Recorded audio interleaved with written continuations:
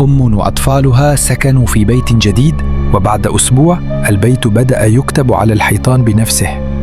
الأم اسمها لاتويا آمونز، عندها 3 أطفال. نقلوا لبيت بسيط في منطقة هادية. من أول أسبوع حاجات غريبة بدأت تحصل: خطوات في البيت بالليل، صوت بيخبط على الحيط، لعب الأطفال بتتحرك لوحدها. لكن اللي حصل بعد كده ما كانش طبيعي إطلاقاً. في مرة الأم دخلت أوضة ابنها، لقت مكتوب على الحيط كلمة Get out، يعني اخرجوا.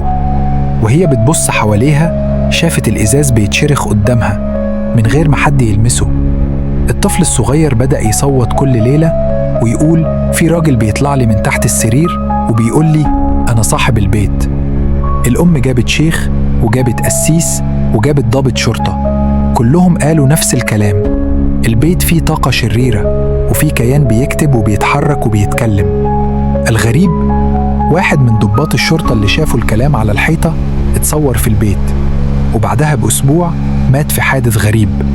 وبعد تحقيق رسمي الشرطة قالت البيت ده تم تسجيله رسمياً كموقع نشاط غير مفسر Paranormal Activity، يعني الحكومة نفسها قالت إن اللي فيه مش طبيعي. الأم هربت هي وأولادها وسابت كل حاجة وراها، وقالت البيت ده مش معمول لناس تعيش فيه، ده معمول لعذابهم.